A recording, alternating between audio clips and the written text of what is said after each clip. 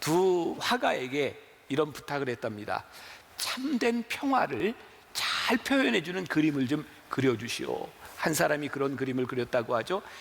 아주 고요한 호숫가가 있는 계곡의 풍경화를 그렸다 그래요. 너무너무 고요한 그런 풍경이었죠. 한 사람은 이런 그림을 그렸대요. 폭포가 막 쏟아지고 있는 바위가 옆에 그 나뭇가지 옆에 새 둥지, 그리고 거기에 잠을 자고 있는 새의 모습. 아마 저런 모습이었을 것 같아요.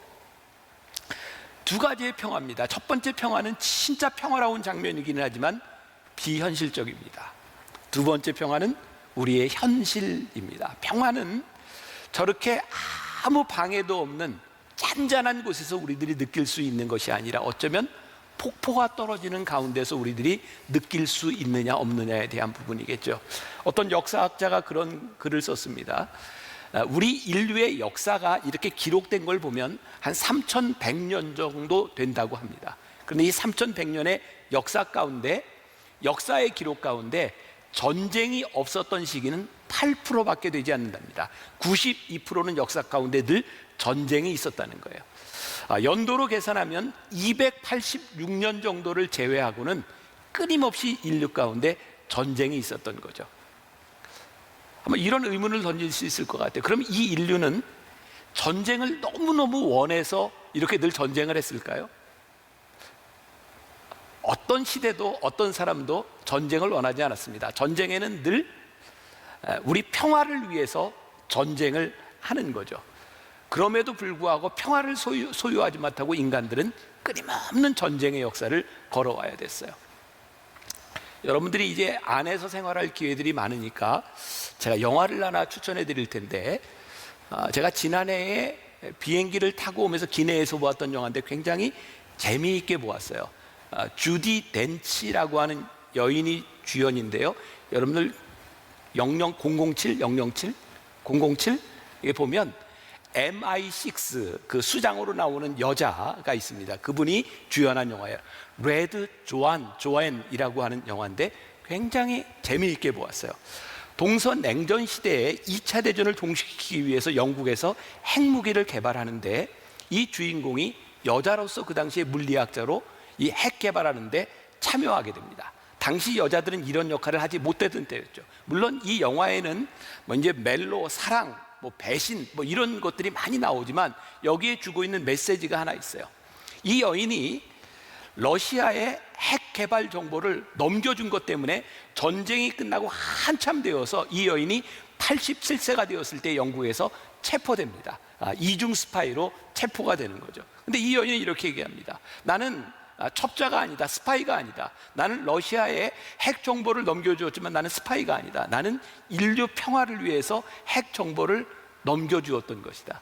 그러면서 이 여인이 자기의 확신을 가지게 된 게 뭐냐면 2차 세계대전이 끝날 무렵 히로시마와 나가사키에 핵이 투하됩니다. 이 여인은 그걸 보고 러시아의 핵 개발 정보를 넘깁니다. 뭐 여러 가지로 해석을 할 수 있겠지만 사실 핵이 나가사키와 히로시마에 투하된 이후 한 번도 핵은 투하되지 않았습니다. 핵전쟁은 없었습니다.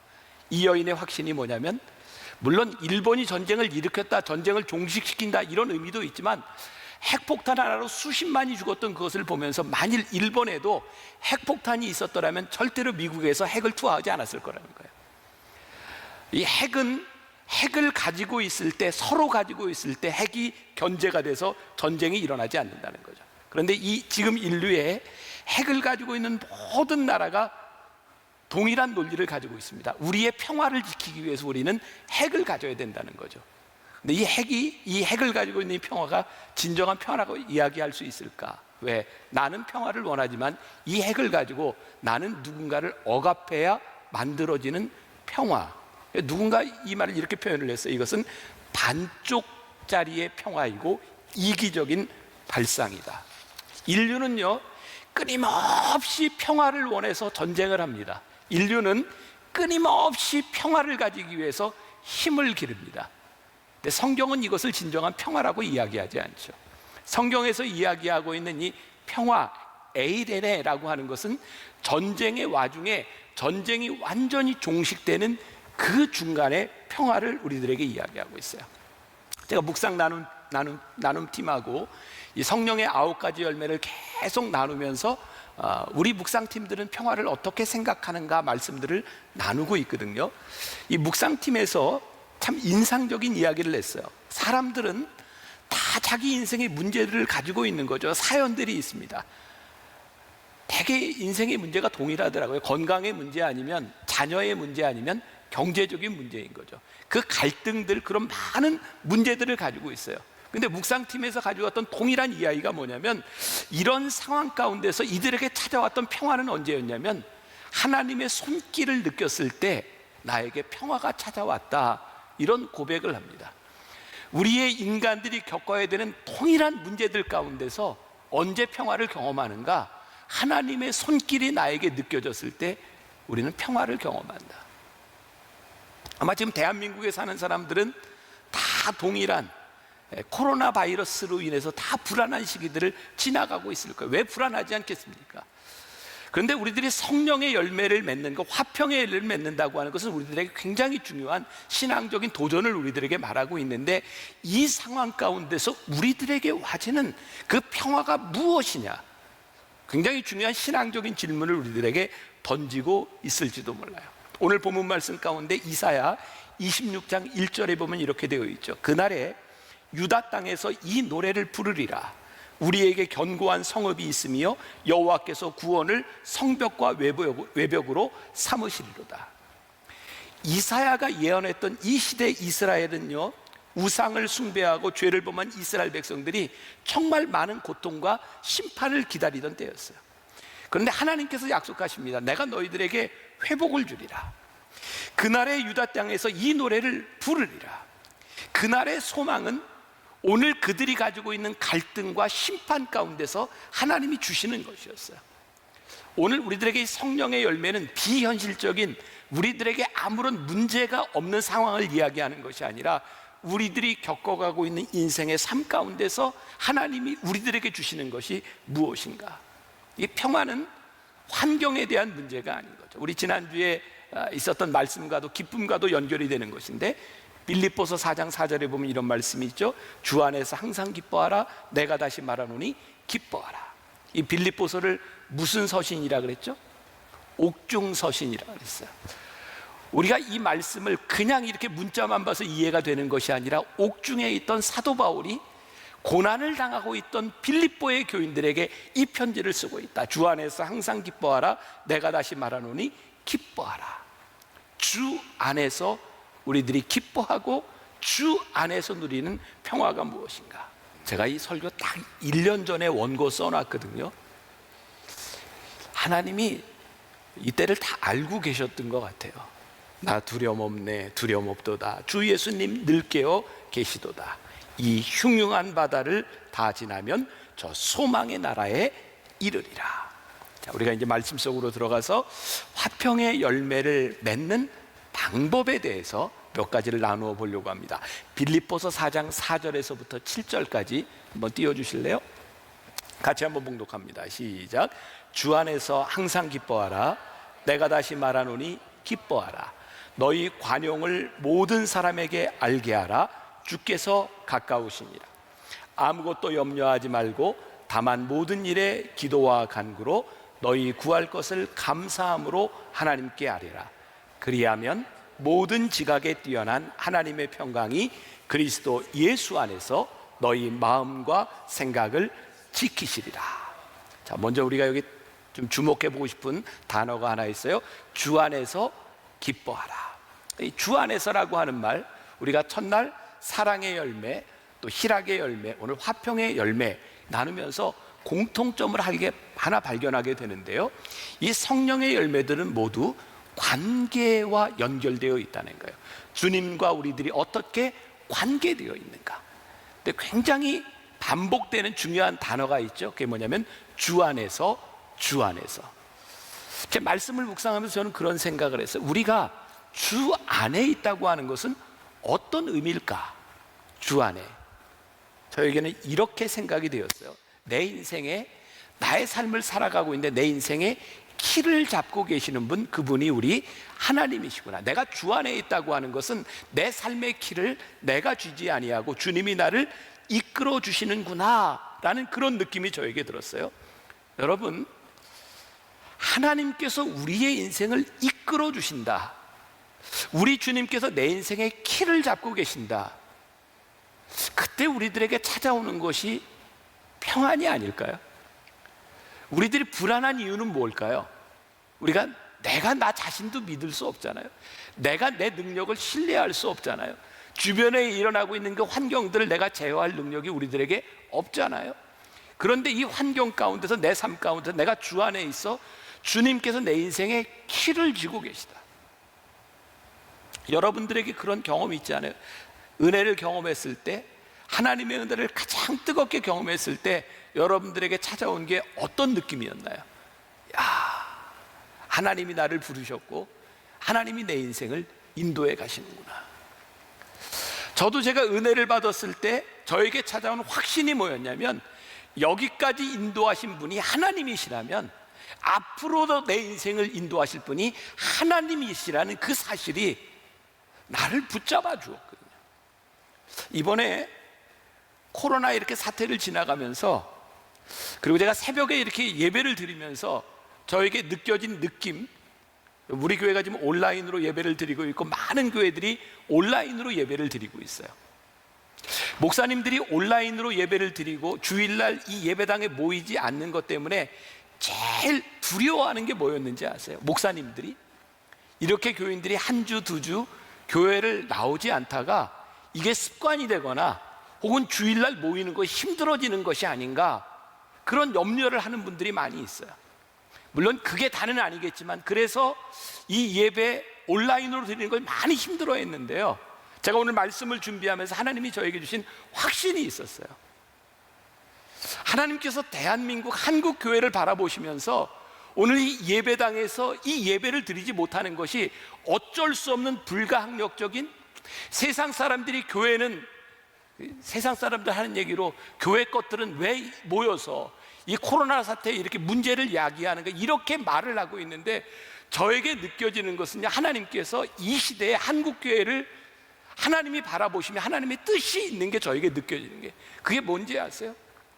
우리가 이렇게 한 주, 두 주, 세 주 우리가 예배를 드릴 수 없고 하나님 앞에 우리 모이는 것이 이렇게 쉬운 일이 아니라고 하는 것을 우리들이 깨닫기 시작할 때, 하나님께서 우리들에게 회복시켜 주실 예배의 회복에 대한 생각이 저에게 들기 시작했어요.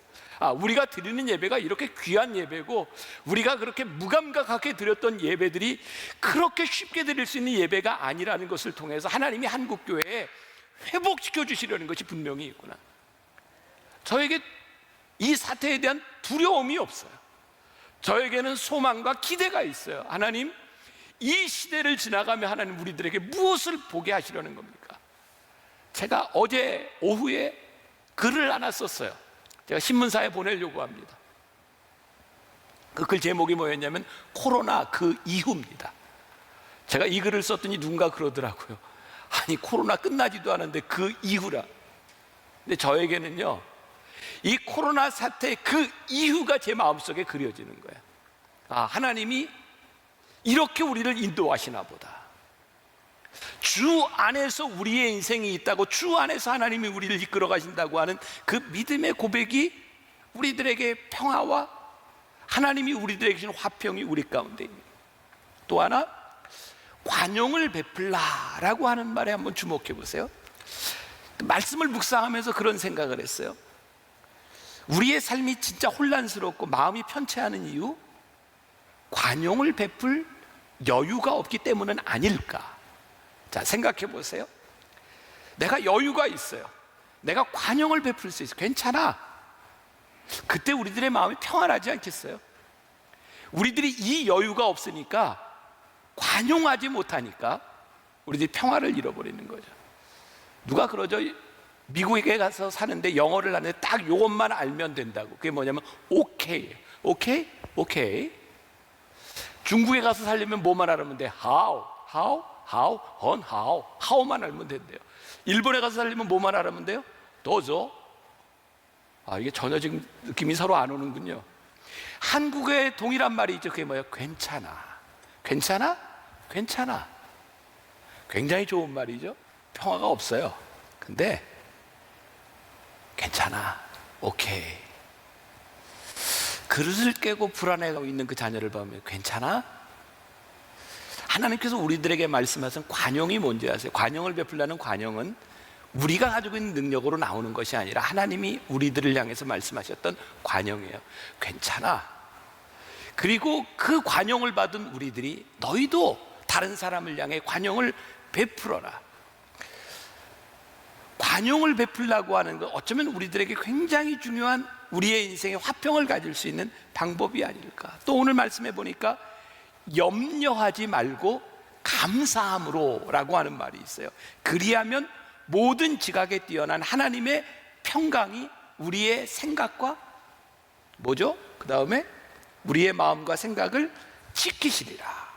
모든 지각에 뛰어난 하나님의 평강이 어떻게 할 때? 염려하지 않고 하나님께 감사할 때. 베드로전서 5장 7절에도 이렇게 말씀이 되어 있어요. 너희 염려를 다 주께 맡기라. 이는 그가 너희를 돌보심이라. 또 좋은 말씀이 있죠. 로마서 8장 28절. 우리가 알거니와 하나님을 사랑하는 자 곧 그의 뜻대로 부르심을 입은 자들에게는 모든 것이 합력하여 선을 이루느니라. 염려하지 말고 감사함으로 하나님께 아뢰라. 근데 우리들이 이걸 자꾸 잊어버리는 것 같아요. 우리들에게 염려가 찾아올 때 우리들이 기억해야 되는 말씀이 뭐냐면 아무것도 염려하지 말고 감사함으로 하나님께 아뢰라. 그리하면 모든 지각에 뛰어난 하나님의 평강이 우리의 마음과 생각을 지키시리라. 오늘 본문 말씀 가운데 이사야 26장 3절과 4절 말씀 같이 한번 보겠습니다. 시작. 주께서 심지가 견고한 자를 평강하고 평강하도록 지키시리라. 이는 그가 주를 신뢰함이니이다. 너희는 여호와를 영원히 신뢰하라. 주 여호와는 영원한 반석이심이로다. 염려하지 말고 감사하라고 하는 말씀은 또 이런 의미예요. 주를 의지해라. 주를 신뢰해라. 자, 우리 3주 동안 성령의 9가지 열매를 계속 우리들이 배우고 있죠. 사랑이 하나님께 속한 것이었듯이 희락은 하나님 안에서 오는 것이고 화평은 하나님을 의지함으로 우리들에게 와지는 거예요.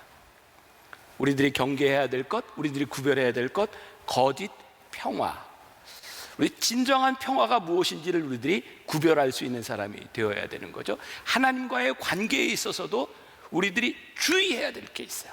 이게 정말 하나님과의 올바른 관계 속에 있는지 아니면 잘못된 관계인지를 우리들이 구별해야 돼요. 하나님을 믿는 우리들의 삶 가운데 하나님은 믿는데 하나님과 관계되지 않는 우리들의 모습들이 참 많은 것 같아요.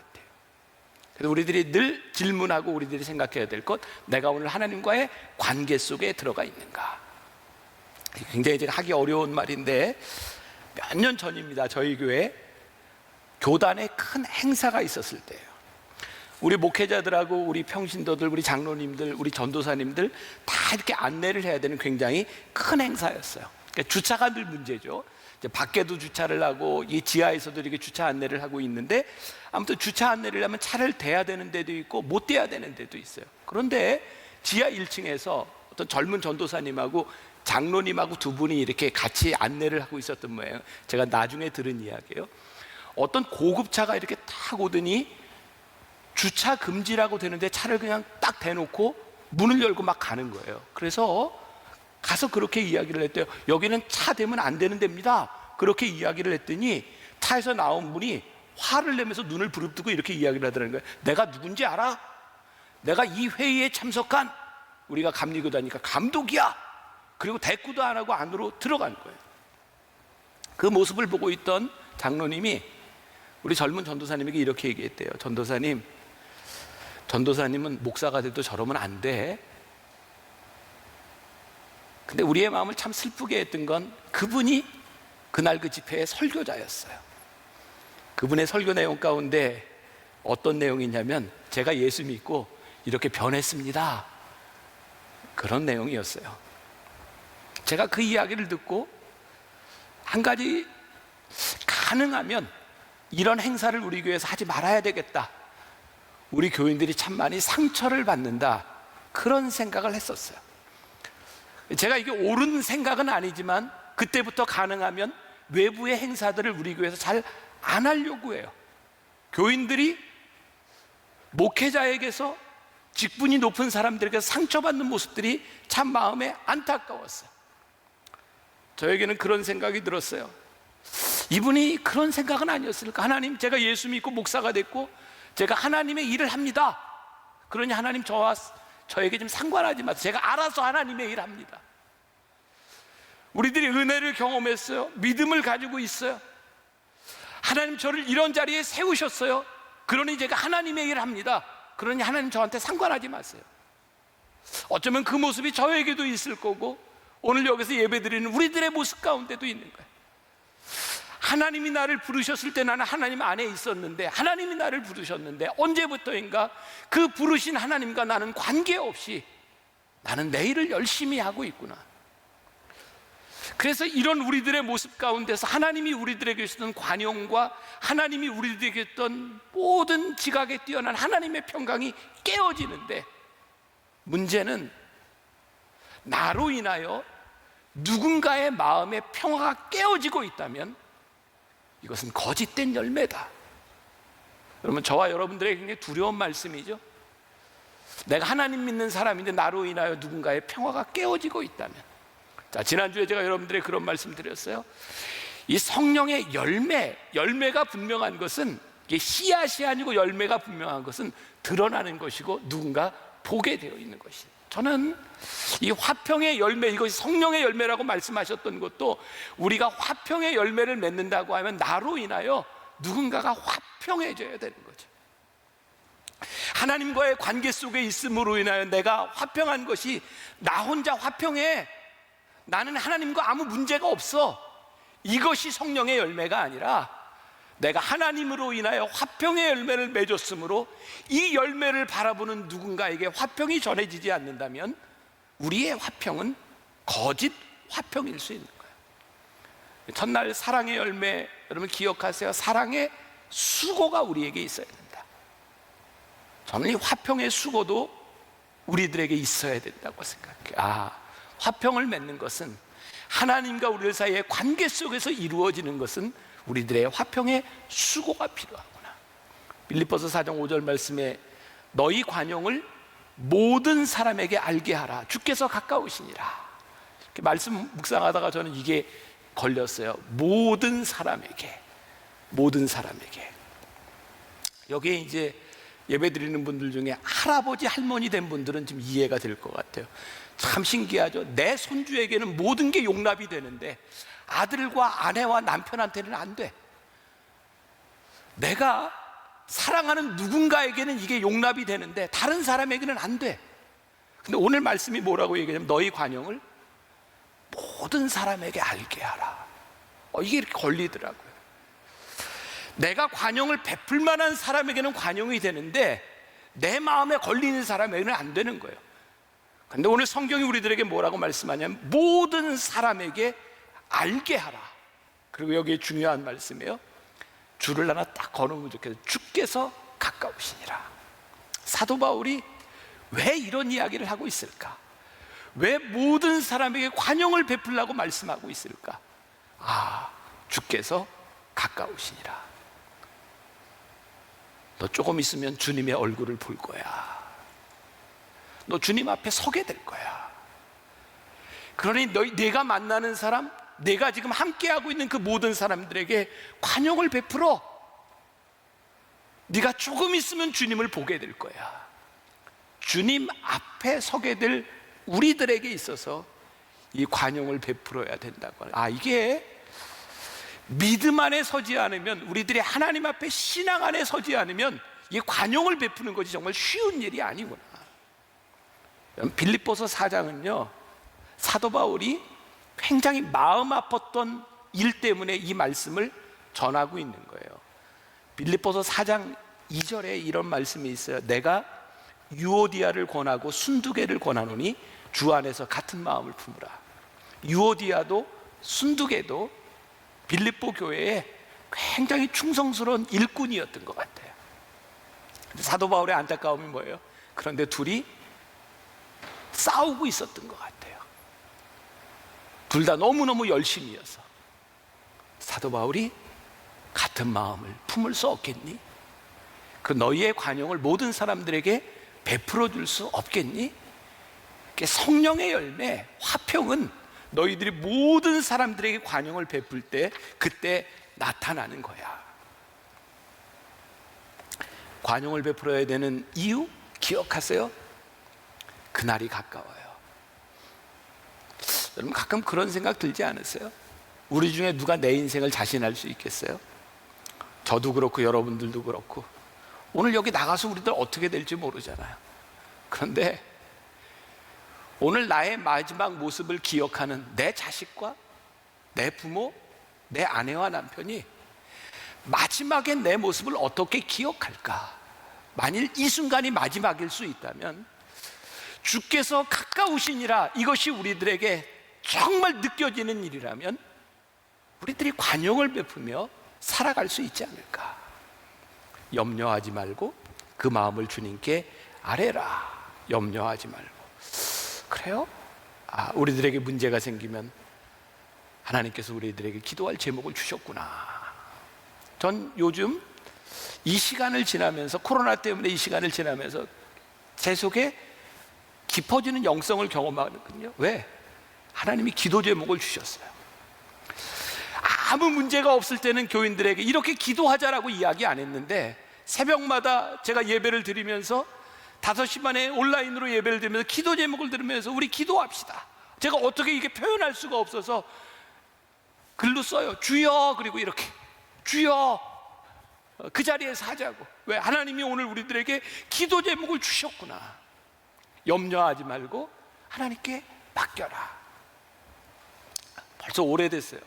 그 괌, 미국 영이죠. 괌에서 교회를 개척하는 것 때문에 저에게 와서 이렇게 좀 살펴달라고 하는 일이 있었어요. 제가 괌에 그때 처음 가봤는데 교회 문제로 여러 가지 이야기를 하고 회의를 하고 났는데 거기에 있는 교인 하나가 뭘 하는 분이냐면 그 스킨스쿠버, 그 괌에서 그걸 하는 분인데 저한테 여기까지 왔으니 그걸 한번 해봐야 되는데 저는 한 번도 해본 적이 없는데 자기가 가르쳐주면 1시간쯤 할 수 있대요. 전 또 이제 모험을 좋아하는 사람이라 그분하고 갔는데 그분이 그래, 목사님 한 4, 5m 정도 되는 데서 할 수도 있고 한 2, 30m까지 내려갈 수도 있는데 처음 하는 사람은 2, 30m까지 안 가요. 근데 가면 멋있어요. 제가 갔겠어요, 안 갔겠어요? 같이 이왕 하는 거 뭐 2, 30m 갑시다. 그리고 조금 훈련을 받고 산소통을 메고 2, 30m를 쫙 내려갔어요. 그때 막 바람이 많이, 이렇게 해는 나는데 바람이 불고 그랬는데요. 참 놀랍더라고요. 다른 사람은 안 놀랄지 모르겠는데 저는 참 놀라웠던 게 바닷속으로 싹 들어가는데요, 잔잔해요. 전 목사니까 그런 일들 경험들 말씀하고 이렇게 연결이 되는, 이런 말씀인가 보다. 염려하지 말고 하나님께 아뢰라고 하는 것이 하나님과의 깊은 관계 속으로 들어갈 때 우리들이 경험할 수 있는 이런 건가 보다. 우리들에게 주시는 화평은 파도가 치지 않고 날씨가 퍼펙트하게 좋은 데서 오는 것이 아니라 깊은 관계 속으로 들어가기 시작할 때 우리들에게 와지는 겁니다. 그런 생각을 하게 됐어요. 저도 우리 애들을 이렇게 키워봤지만 부모들이 제일 힘들어하는 게 애들 이렇게 데리고 이렇게 시장에 갔을 때, 어디 가게를 지나갈 때 애들이 이렇게 먹을 거 사달라고 막 떼쓰고 장난감 사달라고 떼쓰고 그럴 때 부모들이 참 힘들죠. 근데 어떤 애들은 부모가 엄마가 집에 가서 사줄게, 집에 가면 있어, 말을 듣는 애들이 있고 아무리 얘기해도 안 듣고 떼를 쓰는 애들이 있어요. 부모가 나쁠까요? 애가 나쁠까요? 저는 그런 생각을 했어요. 얘가 부모를 못 믿으면 떼를 쓰고요, 부모를 믿으면 떼를 안 쓰는 건 아닐까? 아니면 애가 태어날 때부터 못 됐나? 아니, 그럴 것 같아요. 이 아이의 경험 속에 엄마 이거 사줘 라고 하는데, 야, 집에 가면 돼, 거기 있어. 아이가 부모를 믿는다면 거기서 떼쓰지 않고 따라갈 수 있을 텐데, 우리 엄마는 맨날 이러고 나를 속였어. 여기에서 여기서 승부를 안 보면 이건 내가 얻을 수가 없어. 그래서 떼를 쓰는 아이가 있다면 신뢰와 믿음에 대한 부족은 아닐까? 이렇게 적용이 되겠죠? 왜 우리들이 신앙생활을 하면서 하나님과의 관계 속에 있으면서 그렇게 하나님께 때를 쓰고 우리들은 믿지 못하고 우리들의 마음에 평화가 깨어질까? 주님께서 오늘 우리들에게 야, 너 지금 힘들지만 아니 괜찮아, 내가 네 인생에 키를 쥐고 있잖아. 믿어지지 않는 거예요. 하나님 여기서 해결해 주세요. 그리고 내가 원하는 것을 얻을 때까지 끝까지 붙들고 싸우는 거예요.